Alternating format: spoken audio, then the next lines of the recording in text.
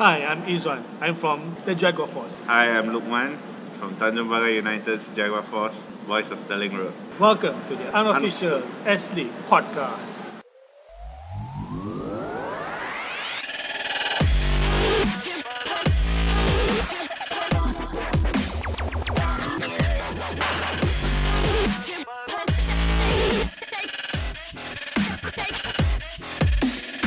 Hey guys, what's up? Welcome to the show. This is Aaron on the Unofficial S.League podcast. This is episode 6, and today I'm joined by the boys from Sterling Road. Welcome to the show, guys. Hey, Aaron, thanks for inviting us. So maybe you can introduce a little bit more about yourselves to the listeners out there who have no idea who the Jaguar Force are. Alright, I'm Lukman Hi, I'm Izwan. and we are from the Jaguar Force. Basically, we are the Tanjung Pagar supporters group. As you guys know, Tanjung Pagar United has been defunct since 2014. So, yeah, we are still around. Trying to promote the Tanjung Pagar United brand as best as we can and also give shout outs to our former players. What's up, former players? We love you still. It's great stuff, great stuff. Okay, so I understand that Tanjung Pagar was dissolved in 2014. From 2014 until today, maybe you can tell us a bit more about what you've been up to during the time that the Jaguars have been away from the league. Ever since the Jaguars were taken out of the league and not involved anymore in the S-League, I've been very busy with raising my family.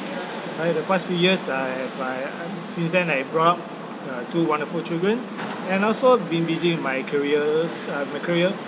But at the same time, I still keep in touch with football, basically with S-League. I try to keep up as much as I can. I'm also keep up with my supporting football team from England, Tottenham Hotspur. But at the same time, also be active in WWE because that's been my ultimate sporting passion since very young. And kind of looking forward for WWE to come again this June. So, okay, I'm actually Lukman. I've been busy with my work. Went off the radar ever since the club dissolved. So, basically I was really happening on social media, like promoting the S-League and all before 2014. Till the club dissolved, I actually lost my interest. But we still kept in contact among the Tanjung Pagar supporters and continue promoting the club till this day. And at the same time, I'm actually following Manchester United, okay, and WWE at the same time. Looking forward to the live event in June, which we'll be going together with the Jaguar Force guys.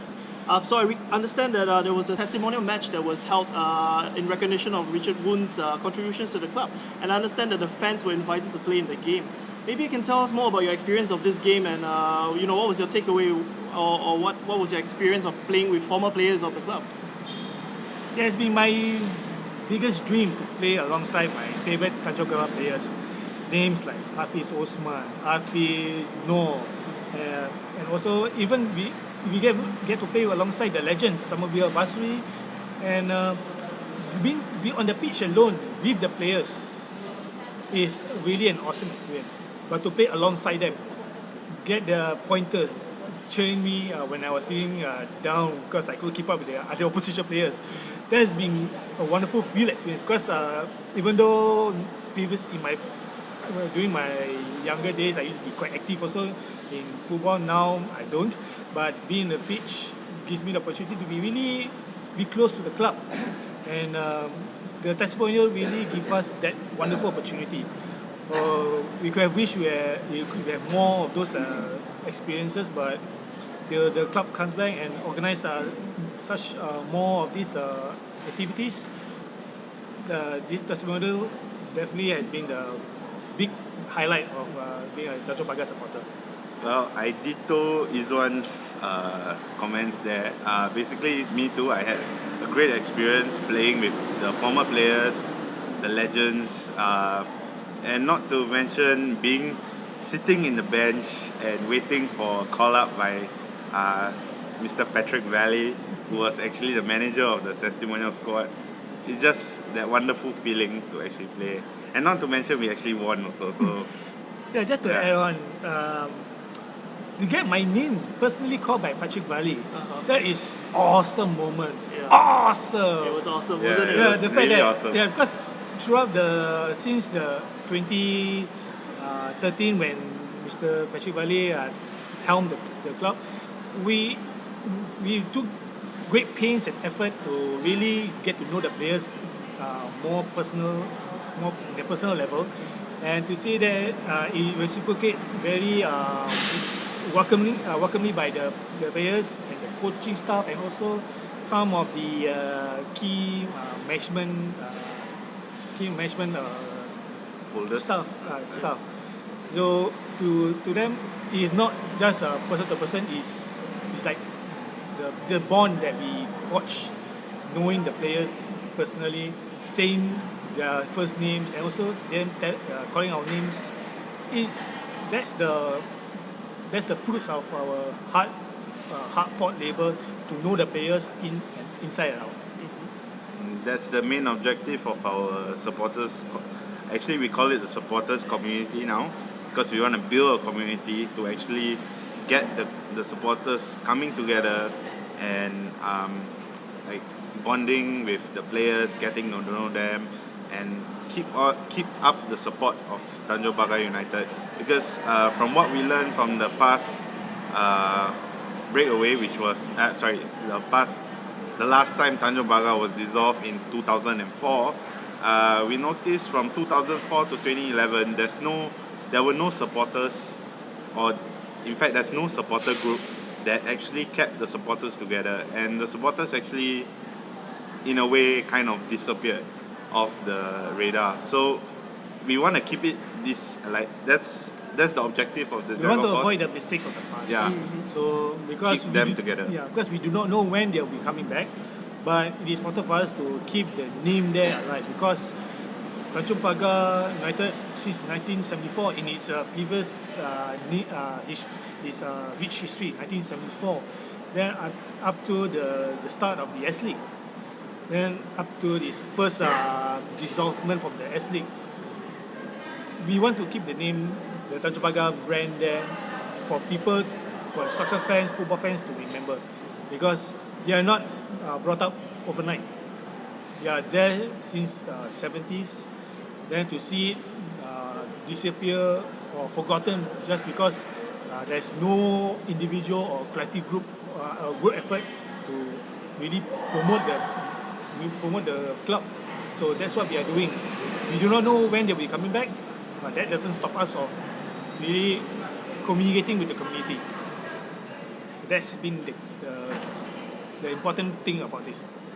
Adding on to what Izwan says, basically, right now, we actually got some of our Jaguar Force supporters to actually head over to some S-League games to support our former players like Hafiz Osman, who is with Warriors FC, and a lot more, and including those that are actually playing overseas, like Anthony Aima, who is playing for Phnom Penh.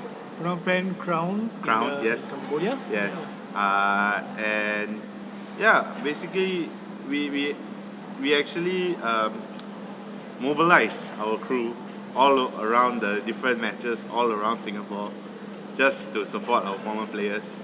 And for us, we actually keep our Facebook page Jaguar Force going on, like keep it alive so that more supporters will come down, and once the club returns, the supporters will be there. The club management has to know the supporters will be there. Very inspirational words there from both Lukman and Izwan. So you guys being passionate football fans, I'm sure you're following the local football news or the local football scene quite closely. Yes. And you will know that recently Haris Harun has returned to the S-League with Home United after failing to join the Spanish side La Hospitalet because of some tax liabilities that the Spanish club failed to I'm not sure what happened there. Something has happened. Okay. So what do you think the kind of impact Haris would bring to the league? Having not played in the league for the last, I don't know, maybe 6-7 years? What do you think? I'm sure Haris will definitely make full use of the loan period that he has with Home United, because when he was signed on loan, he was still haven't been active in the football pitch ever since JTT basically striking off the registration to be registered. That's probably why they wanted to send him to Europe, but because of the tax issues or whichever that plagued the club, his playing career in Europe basically derailed. I wouldn't say it was what others say is was say it as a failure or whatever. All I know is because of what happened at the administrative level. It wasn't Haris's fault. It's just that it happened. So, but I'm sure he's been given assurances by JTT that you'll still send him for Europe. Just that for now, he will stick with Home United. When I received the news that Home United signed him on loan, I was totally surprised. I didn't expect it to happen. How did Home United know about Haris's ability in such short notice? He has agents there? I don't know. But all I know that the news came out, he signed home on loan. And I said, then I read up to know what actually happened. And then we know that the taxation issues and such. But I'm sure he will, as I mentioned earlier, he will take full advantage of this for some important playing time. Because come June, where the transfer window will open, they will still make the effort to sign him up for the club in Spain. It's just that for now, the club over there will sort out their issues while you'll get some valuable playing time with Home United. I think that's what is very important, get some playing time. Although personally, I felt that the A-League or the A-League Australia, he should have went there. Yeah. Safwan went there, he was successful. No reason for him to try out there. But as he already is here, so as I mentioned again and again, it's all about playing time. It's important for him to get some playing time. I think that Haris is actually a very talented player, and at such a young age, I mean, come on, he's younger than me. Okay, Yeah, 30s already. at such a young age, he has the potential to actually go far. And I mean, a failure to actually sign for a Spanish side, like Hospitalet, basically does not necessarily mean the end of the world. Home United signed him. Yeah, Home United is a good club. Okay? Just that I feel that for Haris to actually really discover his potential ability, he needs to go to Europe, or if it's not for Europe, maybe at most the Australian League, Or even the Thai League. or the Japanese League. J-League. Yeah, J-League that's also. right. So Haris Harun is definitely, he has the potential to be the next say Fandi Ahmad or so. He's still young. But Fandi is a striker though, he's a midfielder. Well, I mean, okay, the next Roy Keane, Roy Michael Keane, Carrick, maybe. or Michael even Carrick, yeah. Christian Eriksen Yeah, might play. yeah. All right. And it's hard to imagine that, having travelled or played for so many clubs, Haris is only 26 this year. He's still a very young lad. But the thing is this, I mean, looking at Home United, the kind of squad that they have, with all the midfielders in their side, national players like Izdin Shafiq, good foreign players like Song Wei Yong. Do you think maybe Haris should have gone to another club where there were less players in the same position that he's playing, where maybe he can have more playing time? Or is he going to come in at the expense of all these other players where, he's going to be playing more for Home United during the short span of time, and all these other players are going to give way to him? What do you think? My first question in mind is, who can afford him? Yeah. Let's be honest, who can afford him? Sorry to say, I don't think Tampines can afford anyone. Yeah. They can't even pay their players the wages on time. Okay. That is a sad case, to be honest. Yeah, it is sad. But first things first, because Haris, it's no secret that Haris commands quite a nice paycheck over there at the JDT. Yeah, true. And for Home United to sign him, they probably come up with some concession. Okay, get a pay card or whichever. But it's all a matter of first, who can afford him, first and foremost. And secondly, in terms of playing time, of course, he's a key player. He's a key national team player. And he needs to get playing time. Or else he'll be risk getting dropped. But for Haris' case, he's like the key. He's the pillar of the national team. So for him to not to play, there will be detrimental for his chances. So I believe Haris can definitely pull a first team opportunity in Home. I mean, Home has Stipe as their main striker, and basically they have Song. So I mean, they can always play 4-5-1, and Haris be the holding midfielder to basically control the entire game. Because after all, Haris is, I would like to say, the Bastian Schweinsteiger during his prime. Yeah, I would say kind so of too. thing. I would Yeah. think so too. Yeah. So it'd be nice to see him actually dominate the S-League. yes, because he's after all he's a midfielder. He's a defensive midfielder, but also can play defensive. So his control of the park definitely is one of the things that is an asset to him. Because nobody likes to hold and defend. Yeah, everybody wants to attack. But if everybody attacks and no one defends, then what's the point? Will you score more? Will you concede more? So that's why Haris is there. He's the link between the defense and the midfield. He can control the center of the park, like what you say, like Bastian Schweinsteiger. Yep. Yeah. So he can play. He can play that part, and the clubs definitely see it that way. Okay, let's move on to the next big topic on everybody's lips right now, which is the selection of the national team. On the 14th of March, a couple of days ago, Sundram has actually released his list of players for the upcoming games. First, the friendly against Afghanistan, and then followed by the Asia Cup qualifier against Bahrain in Rifah, Bahrain.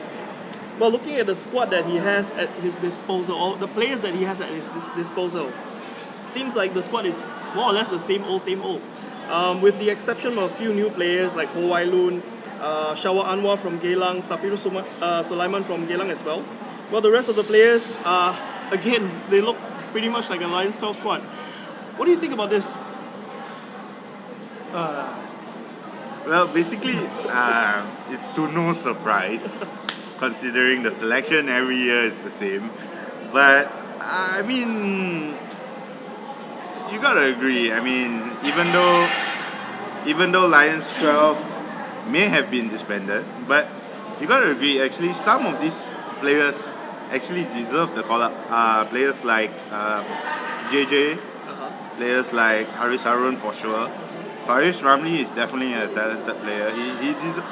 I believe Faris Ramli can be another potential legend in Singapore if he actually continues his form.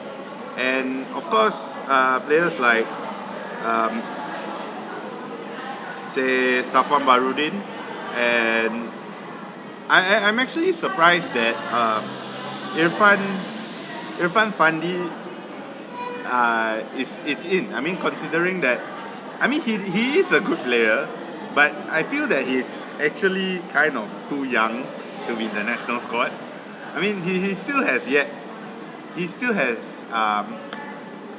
to adapt to the S-League, in my opinion. I mean, if he did adapt to the S-League, he would have scored God knows how many goals.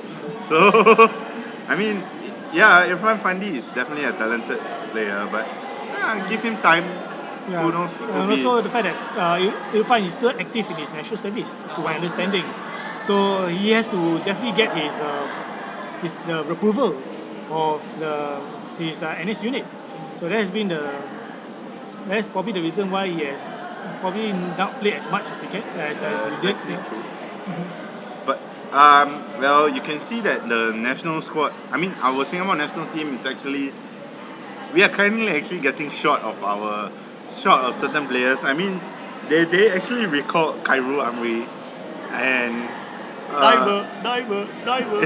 I mean, the fact that Khairul Amri actually didn't perform well during the last Suzuki Cup. I mean, he scored like how many goals? You can actually count. But I wouldn't blame the person actually selecting this team, whether it's Sundram or the FAS management.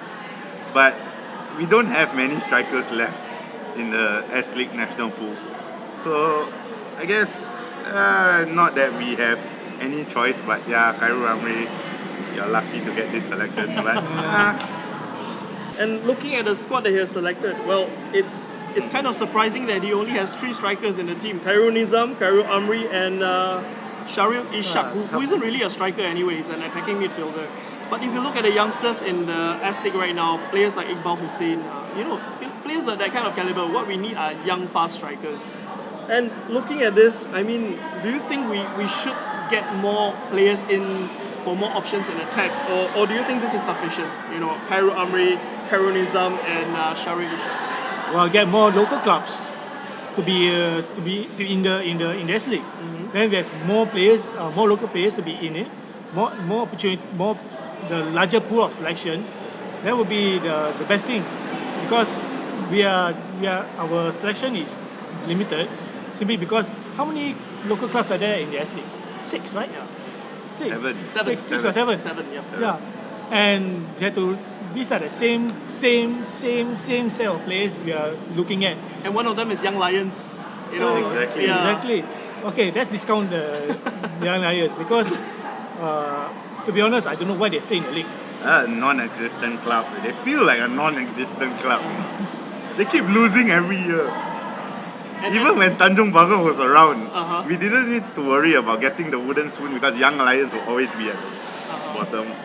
But yeah, I mean, you see, taking away, this goes back to the time when 2014 when they took away Woodlands Wellington, they took away Tanjung Pagar. And Gombak United. And a few years back, Gombak United. I mean, they actually said decreasing the number of clubs will actually make the league better. But look at where we are now. We are at one of the, in fact, I think the lowest FIFA ranking we are at since God knows when. And it's disappointing. I mean, if you actually had Tanjung Pagar, Woodlands, and Gombak in the league, or you can also consider reviving the legacy clubs like Sembawang. Or okay, Jurong FC. maybe Jurong FC a little bit difficult, but Jurong FC. But I mean, if you had more local clubs, you have a bigger national pool, and another thing, like for me, I care a lot about the academy. I mean, a Man United supporter, we use our academy players a lot. Like you see Marcus Rashford, you see Fosu Mensah. I mean, if they actually didn't scrap the academy for certain clubs, like at that time Tanjung Pagar, I mean, we would have so many youngsters already by now. And imagine the number of talents we can actually have just by continuing the academy, maybe having the grassroots programs, bringing in the youngsters, because like everywhere you go, you see youngsters playing at the futsal courts, doing sambas here and there. Why not get them? I mean, they are talented. What's the management waiting for? Are you waiting for them to actually grow old and end up you can't find the talent? So yeah, that's why Numa has been saying all this while. Getting the academies, okay, or the equivalent here is the COE, Center of Excellence. yeah. And it is definitely a dick move for them to remove the COEs from several clubs. All you have is certain better clubs with the COEs and also the NFAs, right? I don't blame them having the NFAs, but you must really get more pool the better, because maybe the NFAs have some strict criteria, but the other clubs may not so. So it gives them the opportunity to really showcase what they can do and give the selectors or the coaches or the trainers food for thought, because we need that pool, and we are depending on this limited number. And you say that this is the best that we got. I say that's bold, right? You are just sweeping away the root cause of it. It is what they did, and we suffer in the end. You should have seen what happened the last 5 years. What happened to the national team? We suck so bad. Even Cambodia is beating us. Yeah, Come true. on. True. And Thailand just overtook our AFF record Yeah. within a span of two campaigns. You know. 2 campaigns. And how many Thai clubs are playing in the Asian Champions League? Right? How many? Yeah, we have Muantong, we have I'm guessing Buriram, right? Suriname, yeah. Yeah, so I mean, And what we get is the playoff qualified playoffs. Only we got this year, we are lucky to get, just because AFC has changed the criteria. If had done not so, we are stuck with AFC. Yep. And that's Tampines is lucky to get it, because Abirex won it, but they can't represent, Yep. because it is an affiliate of Abirex in Japan, and they can't represent Singapore. That brings me to another point. Why is the foreign teams are still here? Uh-huh. They took away the positioning, the positions, the number of clubs, and as we see last year and even continuing to this year, Abirex has been dominating. Simply because the style of football is quite constant, and the other clubs local clubs have not been able to match them in terms of skill. Maybe they decide to go physical, who knows? But see where they are now. They are toe-to-toe with Home United. Yeah, that's right. I mean, I gotta give some credits where credit is due. Albirex Niigata indeed is a strong squad, and partially maybe because they keep refreshing their squad with new players. Yeah, true. So, Or I even mean, they even refresh the coach, but you and still their get players are young. Their players are really young. And meanwhile, our S-League teams are depending on players over 30. I mean, no offense to some players. I mean, they are still talented like Hafiz Osman.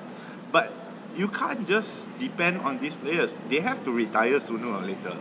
You have to get a COE, an academy set up so you can prepare for, like, okay, don't need to talk about the future. I mean, let's say, as you grow older, you tend to be more prone to injuries, right? So if you have not enough players, where are they going to get their players from? At least if you have an academy, you can give these academy players chance to perform. How do you think Marcus Rashford got into the first team and now he's in the first team? Right? What do you say about Marcus Rashford? How about Tottenham? Okay, fine. Davies. Alright, Davies. we got Davies, we got Harry Kane, Yeah. we got Yeah. Danny Rose, we got Kai Walker, Yeah. we got Dele. There you go, Spurs. Yeah, That's why Spurs. they are in second. Because they came from the academy, Yep. right? Few years ago, they are basically they are not known until they come to the European stage. That's where Harry Kane started, and now where they are. Tottenham players form the core of the youthful England team. We can done the same thing for Singapore national team. However, But lo they and choose behold, to recall a 39-year-old player. No offense to Bennett though.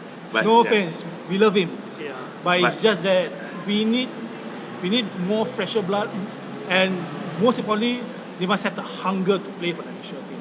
They must fight for to wear the stars and crescent, because they need to earn the spot. Not given to them on the silver platter just because they are from the Lions Jaw, or because Sun Jung is their previous coach, and he tends to favour because he knows them better, because they've been together for a few years. That should not be the way. You fight for your place, and you earn your way to the squad. And the coach really must adapt to suit the players that he have. Not suit based on the formation. If the formation doesn't work, that's because the players are not in the right position. You put them the best players we have, and you work around it. That's what makes a good formation to start off with. Yeah, I mean, like, adding on to what Izwan said, when you guys shut down Tanjung Pagar United, how many players actually were forced in were forced into retirement? Players that had potential to head into the national team. Ashraf Rashid. Who else we have? We got Ahmad Latif, Yeah. Ahmad Latif. And you have Justin Kiang. Justin Kiang, Justin yeah. Kiang, yeah. Justin Kiang at such a young age, forced retirement. This is just ridiculous. I mean, young age, he's my age, and he's forced to retire. And I'm still playing football, in the MOF. He's forced to retire. It's just ridiculous. He's definitely way better than me. Okay. Like, and not only that, we still have like Tanjung Pagar actually created the French Revolution in 2013, 2014. These French players were actually great. They were amazing. Aurel especially. Aurel played in the youth the French youth team, right? And he played alongside, on the same pitch as the likes of Eden Hazard. And when he was in Auxerre, right? No, Yeah. companion. Oh, Yeah. one of that clubs. Okay. So basically, it's definitely a wasted chance. Yeah, speaking of Aurelian, the French Revolution really turned around the fortunes of Tanjung Pagar. I mean, when Rashid Bali came at 2013, taking over from the great Terry Pathanadan, he knows what type of players that he wants. We've seen it. He Yeah. won the S.League Championship with Etoile. And when he came, he knows what to go for. And what we have, Aurelian Harrison. We have Kamel Ramdani. Yes, Sebastian Artyom. He came in 2014. Not to mention the ex-AS Nancy player. Yeah. Monsef Zerka. I mean, he is the marquee of the 2013 season. You see, how many marquee players actually failed to shine in the S-League? What's the Japanese guy's name? Kazuki Toda, a former Spurs player. Failed. Martin Wagner failed. Failed. And you have who's the other guy? I don't know. We don't have many marquee players. Only Monsef Zerka shine. And another one, the Korean player, Lee Kuan Woo. Lee Kuan Woo and Monsef Zerka are the two standout marquee players of that time. And I believe because we love Monsef so much, we show our love for him. I think that's what made him decided to stay for one more season for 2014. Sorry, 2014, right? Yeah, 2014. Yeah, 2014. that's right. Yeah, and we were touched when he said he will stay for one more year. Although the results differ from that. But that doesn't stop the fact that we still support our club no matter what. Yeah, actually I wouldn't blame the players. Actually, it's more of the management of Tanjung Pagar.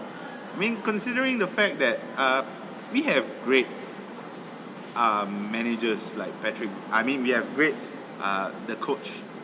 coaches like Patrick Valley. We have Nico. We have Satiman was a great manager too. He handled the quite well. But it's the And management. also Leonard Cole. Leonard Cole, man. Yes. The Man, I legendary love the man. kid man. The kid man. Legendary kid Yeah. man. I will kiss his boots. Kiss his boots. Was he the dancing Jaguar? No. No, that was somebody else. Jaguar was someone else. Oh, there's someone else. Yeah, Okay. we wouldn't know who is he. It would have been me, but I couldn't fit the costume, so. You can forget maybe dancing because all I can dance off is dance my butt off. That's all I can do. But yeah, even don't forget, we even had Ismail Ben Ahmad in 2013. Correct. Who actually went on to play in the League 3, right? Of the French League. And then he went to the Algerian League. So, you see there? Algerian League. Remember Algeria in 2014 World Cup? Okay, he didn't play for the national team, but come on. Algeria did well, man. He deserves Ismail Ben Ahmad is a great player, okay? And just to shut down the club, all these players are gone just like that. You have Monsef Zerka retiring.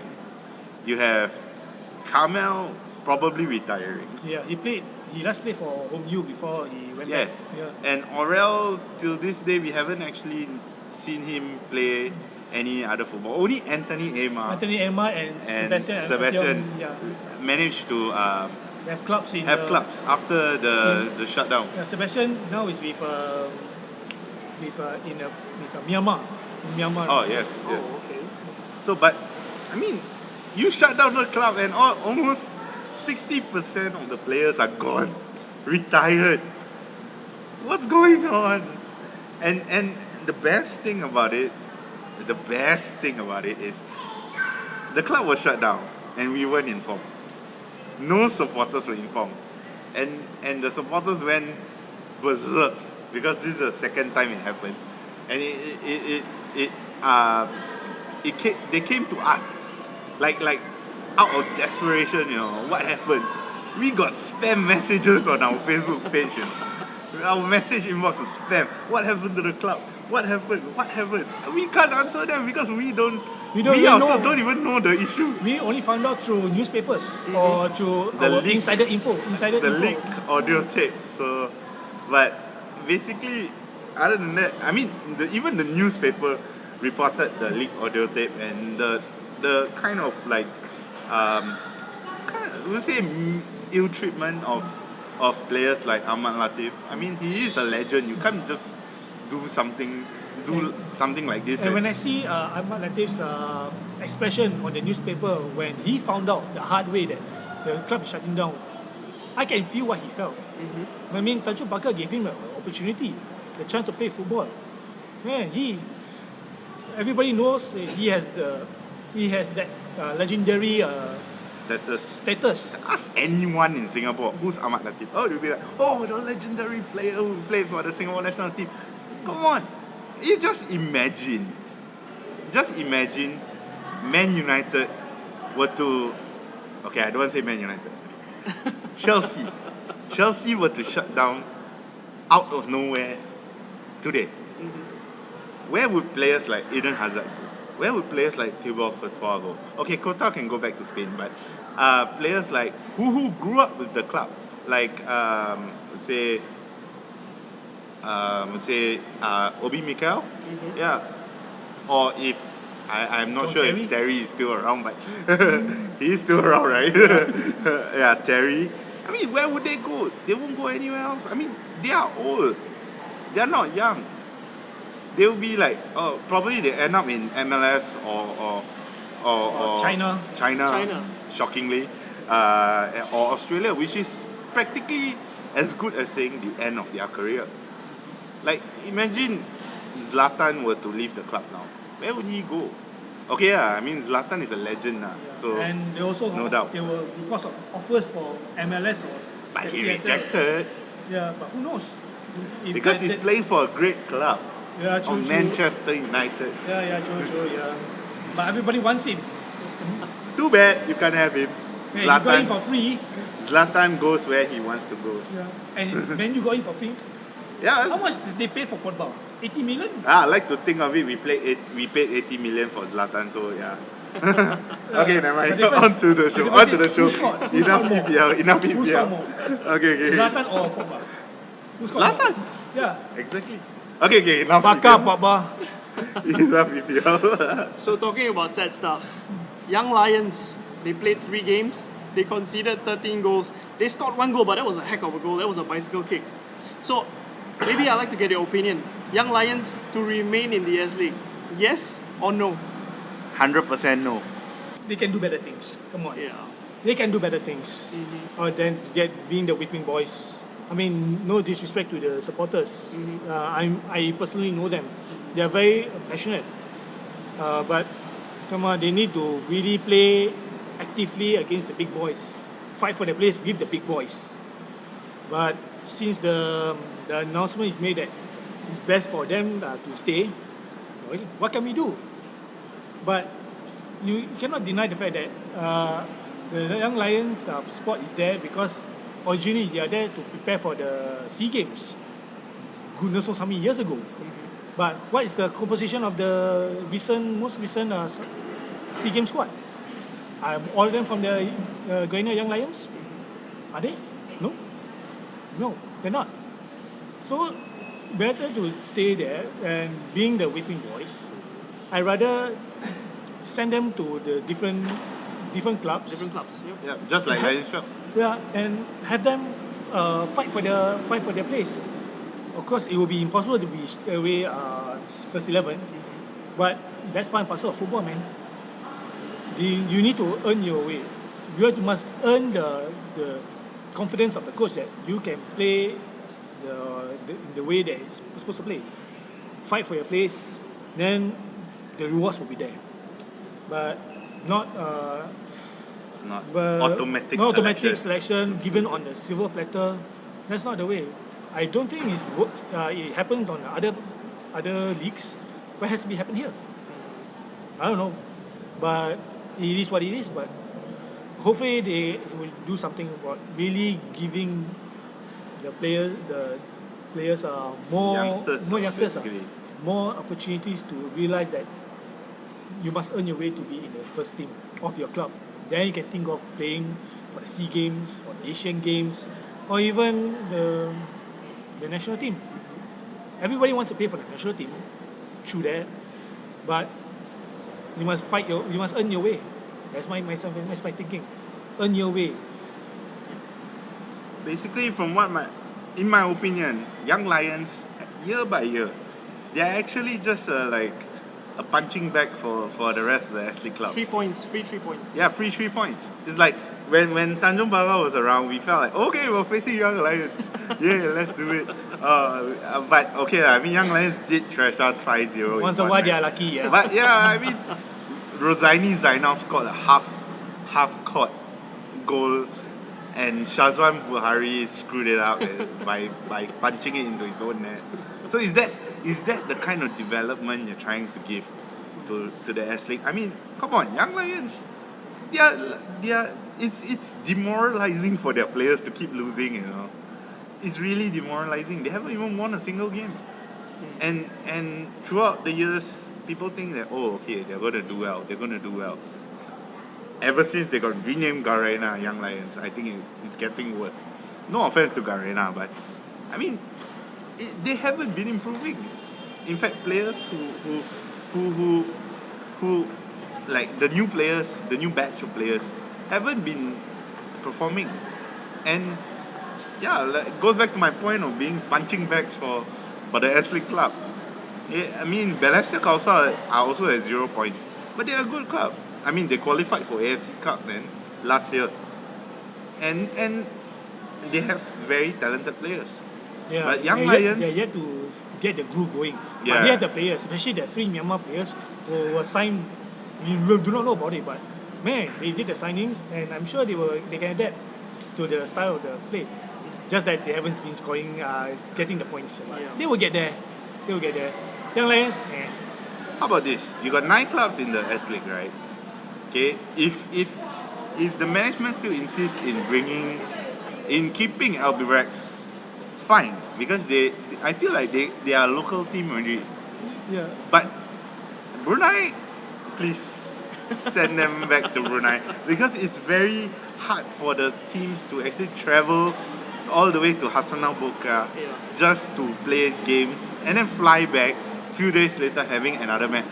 Come on, take a look for Man United, who flew all the way to Rostov, ended up having Martial and Rooney injured, came back, faced Chelsea, got destroyed 1-0 and got humiliated by Chelsea in the FA Cup.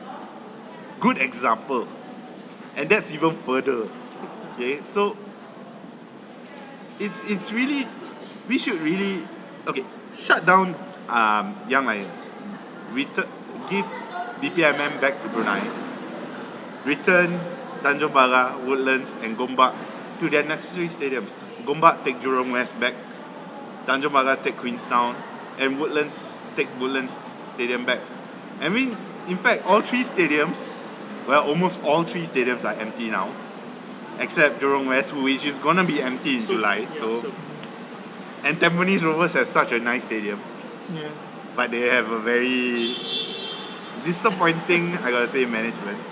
So we'll have to see.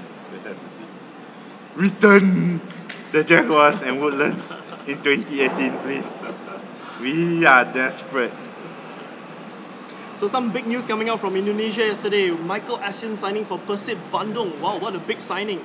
And last season we actually had such signing of such magnitude when Jermaine Pennant joined Tampines Rovers.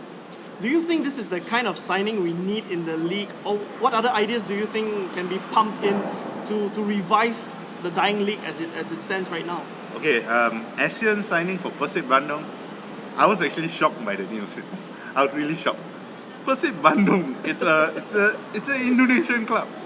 No offense, no offense. No offense, but Essien, to think that Essien will actually head to Indonesia, I mean, I would think that his kind of player, he will go China or MLS. I mean, the normal I wouldn't say retiring leagues, but isn't that what?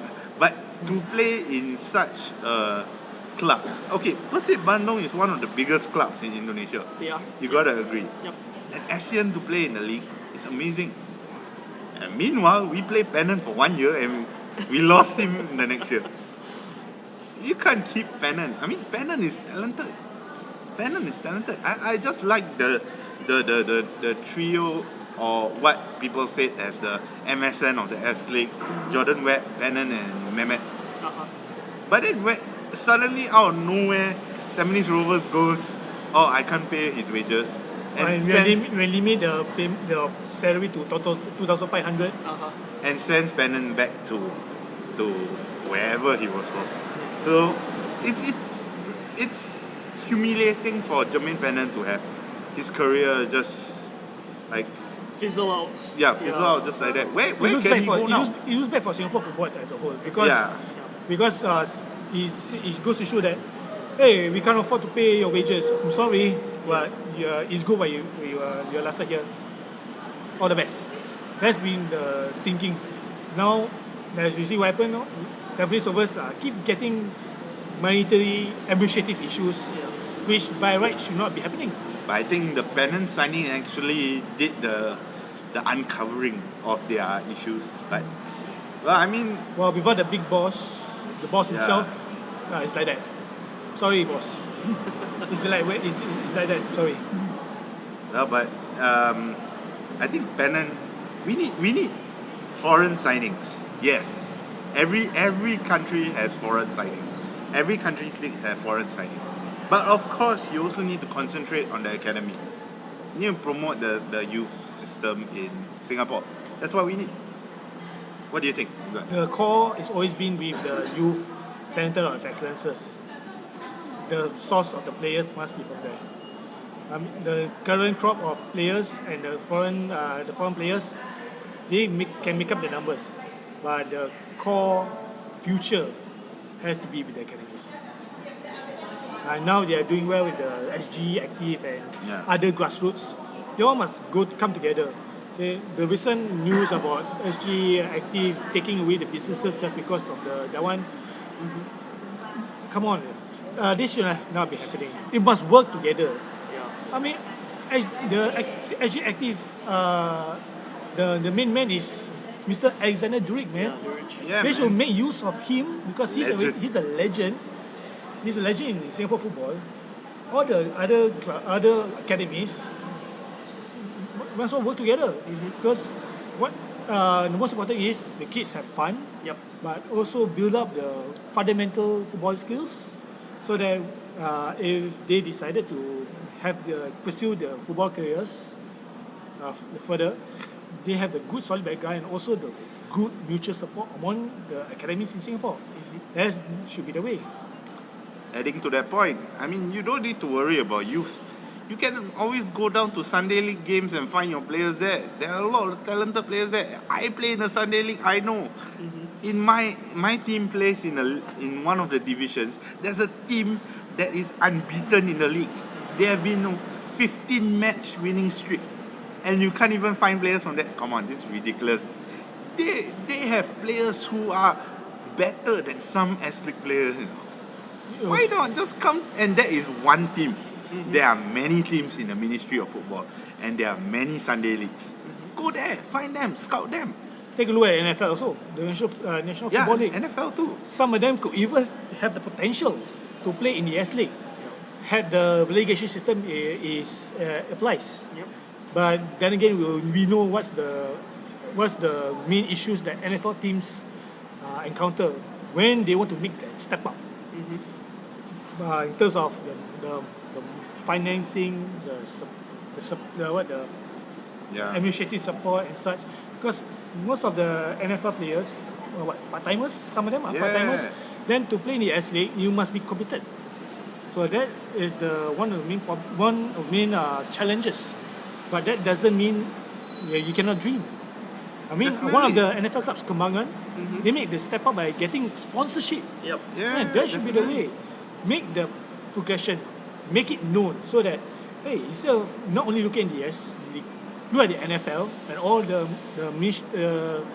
MOFs and similar Sunday football leagues. ESPN, Some of the- and We have whatever. some of the players, heck, they could be even better than the current national team. Yeah. Yes. No harm for this unknown club to be in a national team. Exposure, branding. Yeah, definitely. I mean, and not to just say NFL. I mean, if you want a promotion relegation system, bring back the clubs. Bring back Tanjong Pagar, Woodlands. Bring back Jurong, Sembawang, Gombak. You have 5 clubs already there. So 5 plus probably 8 clubs minus DPM. Okay, 7 clubs minus DPMM and Young Lions. You have 12 clubs. It's an even number. Yes, Yep. even number. Or Okay, get if the you best two NFL teams, boom, bigger. and if you don't want a promotion relegation system, do it like the A-League. Do it like the A-League. You have the top, say 6 teams, finish the S-League in the top 6. Do it in a knockout phase. Whoever wins gets the S-League. Isn't that much more fun rather than up down, up down, up down? Or get shut down, no money. Yeah. And LB Rex Niigata always winning the league. At least if you have the A-League standard, even 6th place have a chance to win the S-League. Why not? That'll be fun, you know. That'll be really fun. And the sentiment is that, NFL clubs can't match up to the S-League clubs, but we have seen that that's not true. I mean, judging by the performances in the Singapore Cup and some of the friendlies that have been played between S-League clubs and NFL clubs. So do you think promotion and relegation would work for Singapore football? Do you think that it will bring more interest or generate more interest? I mean, we've seen throughout the years there's been an implementation of a fine for the bottom team. I don't think that worked out too well. But promotion relegation, I think it could work. What do you think? Come on, I think you look. Okay, take Chelsea for example, or Manchester United, or Manchester City. Get them to face Blackburn Rovers, Rotterdam. What makes you think Rotterdam and Blackburn will beat them? It's the same for the S-League and NFL. It's a good exposure. Doesn't mean they have to win a match. They can always get promoted, relegated, just like Newcastle or QPR. Promoted, relegated, and that's the fun of it. You get, and imagine the supporters of these clubs. Example, okay, say who's at the bottom of the table now? Balestier Khalsa. Yeah. I am excluding Young Lions. Okay, Balestier Khalsa. Okay, if they get relegated, say, to the NFL, or if they want to name it the S-League 2 or whatever, obviously the supporters will still be supporting them. They wouldn't be jumping away. They'll be supporting them. And Balestier Khalsa, if they get promoted, you know the fun of it? Take a look at Newcastle. They got relegated last season. And look at this season. They are owning the championship. They are owning the championship. So, yeah, you never know. For all you know, Balestier Khalsa could be the one relegating, promoting. I mean, it's No not good for you. disrespect. No offense to Balestier though. But I think in order for the promotion relegation system to happen, I think Young Lions have to actually leave the league first. If not, it'll be really, really demoralizing for them. Really demoralizing. I mean, imagine getting relegated and staying there. Interesting views, because actually the next guest on my show happens to be from Balestier Khalsa. I'm not going to review who he is, but maybe he'll listen to your piece, and then let's see what he has to say in the next show.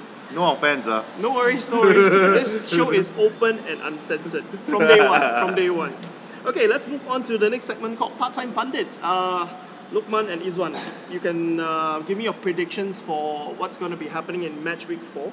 Okay, so I'll tell you who are the teams that are playing, and then you can give me your predictions on who you think will win and what's the scoreline going to be. One match at a time. Yeah, one match at a time, let's do it. Okay, so the first match is on 31st of March. This is a bottom of the table clash between Young Lions and Balestier Khalsa.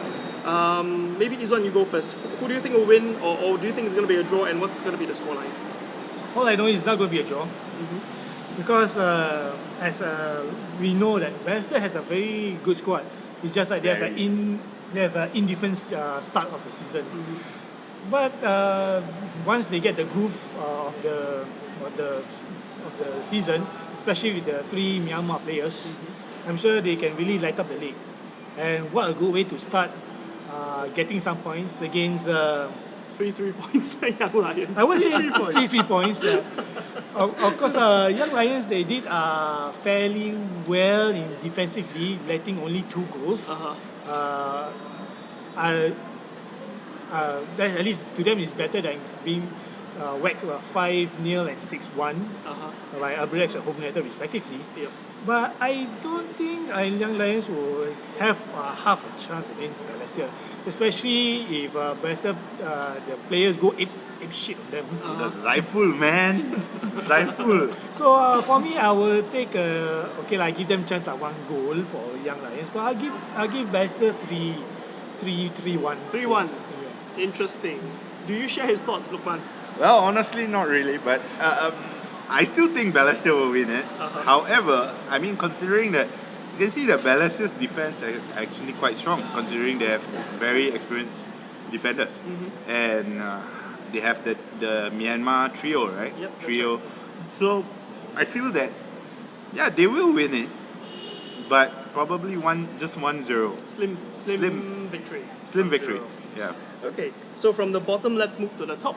Home United is playing Albirex Niigata, first place against second place at I'm gonna watch it. Bishan. This is at Bishan. Sweet match to watch. Izwan, you want to go first? Why is it at Bishan? Yeah, it's at Bishan. Okay. Okay. The last game for Home United against the Vietnam club for Tan the Quang PLC, it's surprising for them. It's surprising for them to come from behind to win. 3-2? And what a goal by 3-2. Song. What a goal by What a Song. Yeah. goal, yeah. Song's goal was. But consider the fact that the Vietnam club has 1 red card. No thanks to that. Same like the Ender Hiera situation. Hey, come on lah. Referee Kayu. Okay, let's leave it for another segment then. But I believe that shows Home United has the drive to really go for it 90 minutes. You think they are down, but you never know. You slip up, Home United will pounce you. And this, I'm sure they will carry this style against Albirex, which is basically the team to beat. Yeah. And although Hungry. they're hungry, but the home they definitely have to watch their defense, because Albirex is a mean machine in terms of their style of play. They can go around you right up the backside if you're not careful. So I expect it to be a high scoring game. Okay. I'm differing whether to give it a draw, high scoring draw, like 3-3 or so. But to me, I think by the odd goal, home you. The odd goal. Only if they shore up their defense. Okay. But the fighting spirit to win that game should be applied for this game. So home you to win. What's the score going to be? 3-2. 3-2. Oh, it's 5 goals. Lukman. So basically, both clubs are hungry. They're hungry for the S.League title, right? I mean, Albirex Niigata defending it, and Home United trying every single year. But Home United, honestly, they have been a very strong squad. I mean, you have Song, and what a goal by Song in the AFC fixture. And not to mention, they actually have Faris Ramli, a very talented boy. So, my guess, it will be a high-scoring draw. It will be 3-3. 3-3. with Stipe and Faris on the goal sheet. And talking about Stipe, 6 goals in 2 games. That's a hat trick every game. How big of a factor do you think he'll be playing in this match? Give the ball to Stipe, you will score. That's how they'll win. But then again, remind the defense because the same philosophy can apply to Abirex because they are hungry, they are talented, they are They can young, score from far. and they can score from don't know goodness knows which direction. They can even score from outside Jurong West, can hit the net. Why? So this needs something that home needs to look out for because they are among the strongest teams right now. They can beat Abirex, at least match them. If you can beat them, it'll be big bonus. But let's see how it goes. But it'll be We'll see. it's going to be the Exciting affair. match of the week. Yep, it is. Yeah. For me as well, it's the match of the week. Okay, the third game is happening on 1st of April as well, April Fool's Day. Tampines against Warriors. Well, honestly, yeah, it will be an April Fool's for Tampines, man. They will be made a fool out of Warriors. Hafiz No to be going around Tampines defenders. Hafiz Osman to be blocking every... Okay, basically the point is, Warriors FC have been fighting really hard. Really hard. Tampines Rovers, on the other hand, with their administrative issues and all, they're actually deproving. They're actually mid-table now. They were originally the title contenders and now they're mid-table. So, I'm sorry, Yellow Brigade. I'm sorry, Tampines Rovers. But I'm gonna go for a Warriors win, 2-1. 2-1. This one. Surely be another cracking game for sure. But bear in mind that Tampines is not where they expected, so I'm sure they want to improve of their standings. But to come out against the Warriors, right now they are above them. Yeah. Actually, they are fighting. They're Mid-table. fighting- They are fighting Yeah. in mid-table. Finally mid-table. Yeah, but I see better chances for Warriors to win against Tampines. So, but it won't be. Yeah, I'm not. I think it will be very physical because I'm sure Hafiz Osman will want to prove that he's the boss. He's the one who rules the ring or the football pitch, and he's the one who won't give a shit. Yep. So he will marshal the Warriors defense so good. Faudim Mustafiq will have no chance at all. No disrespect to him. But I think it will be a 2-1 win to Warriors. 2-1 win to Warriors. Yeah. Okay, so we are all on the same page because I predicted a Warriors win as well. Yeah, okay, and the last fixture that we're looking at is a tough game for Hougang because they'll be travelling to Brunei to play DPMM. Must say correctly, if not we'll get beaten up by the Wolves. Tough game. No, they're not tough. How come we eat you up big time, man? DPM are a shadow of the past. And besides, now they are like 0 points, right? DPMM 0 points, 2 Yeah. games, and they lost 2 games. And they are above Balestier. Actually, this season, Hougang has been showing the way of how to run the football club in Singapore. Yes.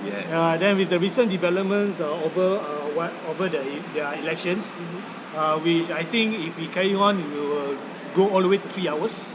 We'll leave it for another combined segment with you, hopefully. Okay, sure. Yeah, but they've been showing the way, and both on and off the pitch, man, the suits and their pre-season, the thing they It's do more at like their Fullerton. motivation. Yeah. They're motivated to play. Yeah, and because they now have a solid backing, so they want to show it to the Singapore football and also give gratitude to the supporters, especially the Hougang Blues.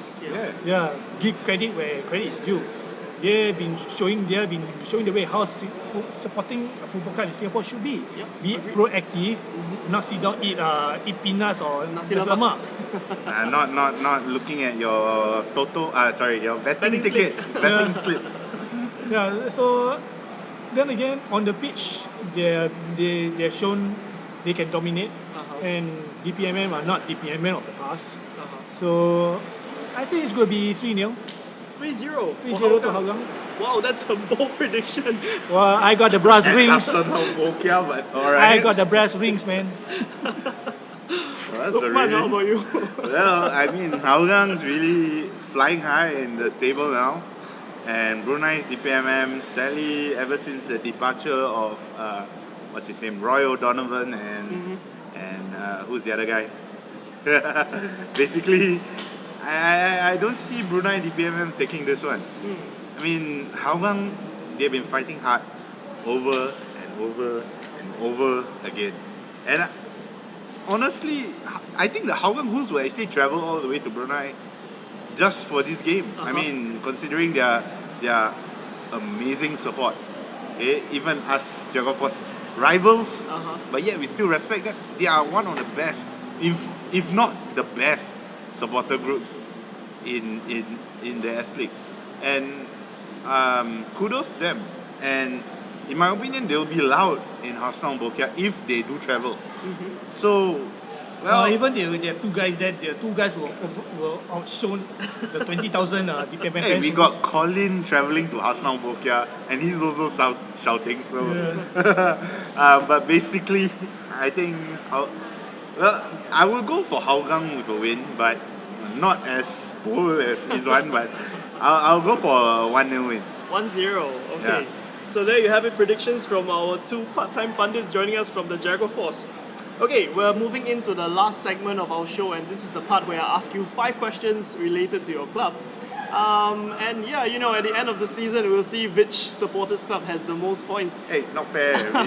we are missing for like 3 years. 3 years. So okay, at the moment, the standings. Shoot. In first place, we have Ultra Eagles with 5 points out of 5. In second place, we have Home United Diehards with 4 points out of 5. So you have to get more than 4, or yeah, to be on level ground with Home United. Okay, Jaguar Force, question number 1. Can you tell me when did Tanjong Pagar United play in the S-League? There were 2 periods. The years of the first period and the years of the second period. The second period is Clearly obvious. 2011 to 2014. That is correct. How about the first period? Second one is the starting of the S-League to 2004. That's correct. 1996 to 2004. That's Yes. 1 point. Well done. Okay, second question. Tanjong Pagar United won 1 piece of silverware during its participation in the league. That was the only silverware it won. What did it win, and during which season did it win it? It's the Singapore Cup, 1998. It's on our scarf. Fantastic. Yeah, Okay. I remember that Scarf. season. I remember that season because we nearly won that title, but because of the bloody goal difference against Singapore Armed Forces. Armed Forces, yeah, Okay. not Warriors. Armed Forces. So you always remember it. Yeah. Of course. 2 points out of 2. Well done, Jack Force. Question number 3. In 1996, Tanjong Pagar United was still known as Tiong Bahru FC. That was up to 1997. But in the inauguration of the S-League in 96, who were the 2 Singaporean Chinese internationals who played for Tiong Bahru? Lim Tong Hai and Stephen Tan. Fantastic. Yeah. 3 points out of 3. Okay, question number 4. Talking about marquee players earlier, the first recognised marquee player of the S-League signed for Tiong Bahru in 1997. What was his name and nationality? He was an African guy. Oh, That's a hint. Emil Embo Cameroon. He played in the World Cup in 1994. He did, yes, correct. That's 4 points. He came from Perlis and he left for Kuala Lumpur. Unfortunately, he left 3 quarters, because he only scored 1 goal from the penalty spot. So he did not live up to his expectation. I think the pressure of him, because Yeah. he is a World Cup player. Yeah, he was a World Cup player with so. Cameroon in 94. Okay, and the 5th question. If you answer this correctly, you climb above Daniel Lau and Chris Peng of Home United, and you'll be on level ground with Ultra Eagles. Do you have an extra bonus point to get this? Unfortunately not. Oh, come on. Okay, question number 5, Jack Force.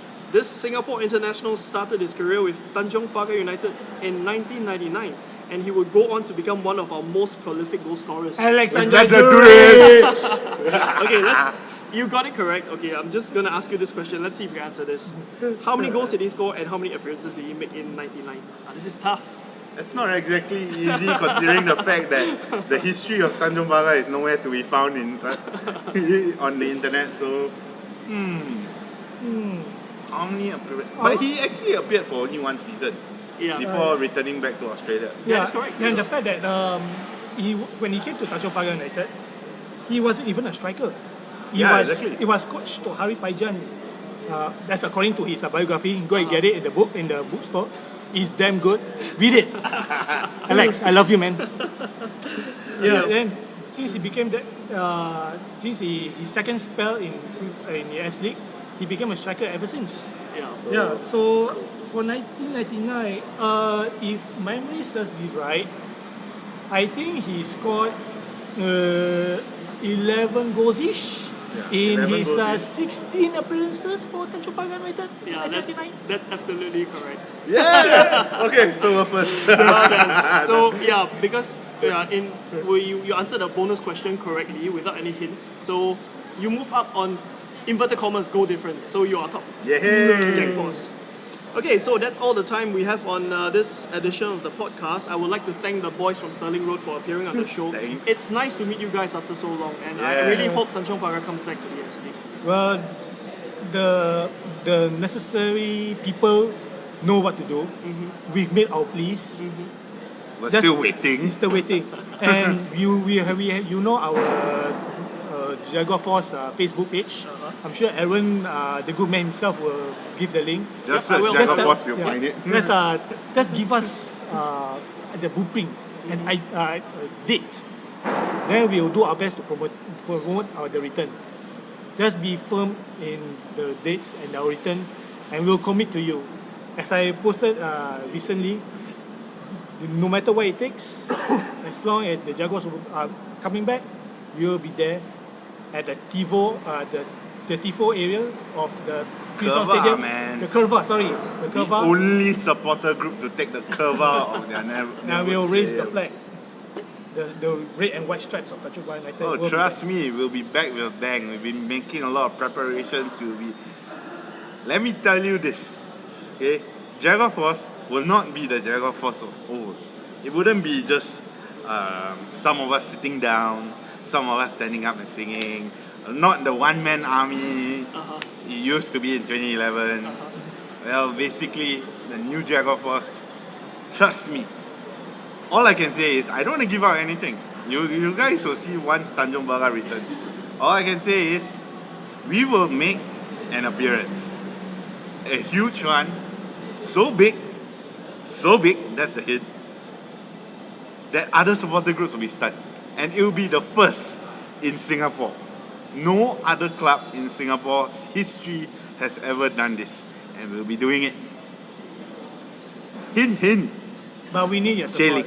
We need the support. But we need the support of the club. We need the club to return. The club don't return. We got nothing to do. We got our merchandise staying in our storerooms collecting dust.